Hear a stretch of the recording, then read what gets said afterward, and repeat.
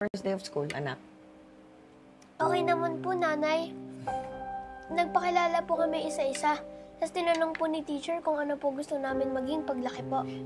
Ah, ganun ba? Ano naman ang sinagot mo? Siyempre po, ang sinabi ko po pagpupulis para makatulong po ako sa nangangailangan. Ay, naku. Napakababaw naman ang pangarap mo. Di sana sinagot mo pagdodoktor. Parehas lang naman silang nakakatulong sa nangangailangan, di ba? Bakit? Hindi po pa magandang pagpupulis? Hindi naman sa ganun, anak. Pero sana, dun tayo sa malaki ang sahod.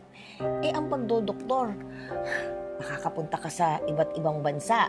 Makakapunta ka sa Amerika, sa Canada, o madadala mo pa ako dun. At magiging maayos na ang buhay natin. Kaya nga kita pinag-aral ng mabuti. Para ako naman makapagpahinga at ikaw na ang bahala sa atin. Ganon po ba yun? Kasi po sabi po ng mga ibang kaklase ko, sundalo at pulis. Pero natuwa naman po ang teacher namin.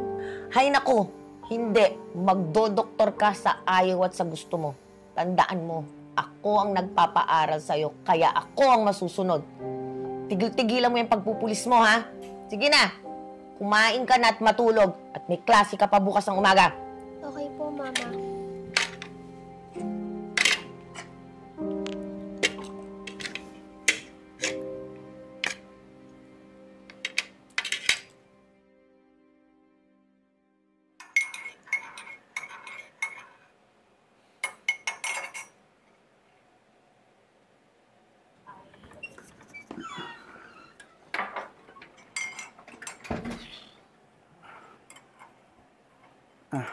Nay, ano po?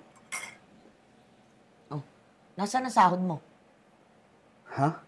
Di ba, Nay, kakabigay ko lang sa inyo nung nakaraan? Saan nyo naman dinadala yung pera? Abay, di saan pa? Di dito sa bahay. Sa bahay, sa tubig, sa kuryente. Ang konti-konti na nga lang binibigay mo sa akin, hahanapan mo pa ako. Halos lahat ng sahod ko binibigay ko sa inyo, Nay. Tuwing linggo, nagbibigay din ako. Aba, natural. Nanay mo ko. At wala kang karapatang magreklamo. At tatandaan mo nun, sinabi ko sa'yo nung bata ka, ikaw na ang bahala sa akin. Pero anong ginawa mo? Hindi mo pinursige ang pagdodoktor mo. Paano kasi ang tanga-tanga mo? O, kita mo ngayon, anong binagsakan mo? Isang call center agent ka lang. Pero, Nay, di ba sinabi ko naman noon sa inyo na gusto ko maging pulis? Pero di kayo pumayag. Tinigilan niyo ako. Pambihira ka naman. Hanggang ngayon, yan pa rin pagpupulis ang gusto mo. Gumising ka nga at imulat mo yung mga mata mo. Dahil sa simpleng pangarap mo, o ano ngayon? Hindi tayo umasa asenso sa buhay. Simpleng nursing nga lang binagsak mo pa. Paano kasi? Ang bobo-bobo mo. O kita mo ngayon, wala tayong pera. Pasensya na po, Nay. Pasensya. Ano magagawa niyang pasensya mo? Sige po. Pakitan po muna ako. Hoy! Yung sahod mo, ibigay mo sa akin, kundi pare-pareho tayong dalawa magugutom dito. Nieta.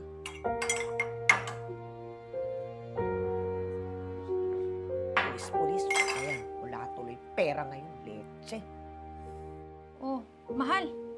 Bakit na naman ganyan yung mukha mo? Dahil na naman ba yan sa nanay mo? Ano pa nga ba? Si nanay kasi halos ubusin niya na yung pera ko Kung makahingi, akala mo tumatay ako ng pera. Hindi naman ganun kadali kitain yung pera Hay nako, bakit kasi hindi mo lang iwan yung nanay mo mukhang pera? Magsama na lang tayo. Kumuha tayo ng kondo. O ng apartment. At least doon dalawa tayo. Hindi tulad dun sa bahay nyo. Mag-isa ka lang gumagastos. Mahal, ano naman yung nanay ko? Puro ka nanay. Kaya nauubos ang pera mo Kaya hindi ka nag-grow. Kasi palagi na lang nanay mo iniisip mo.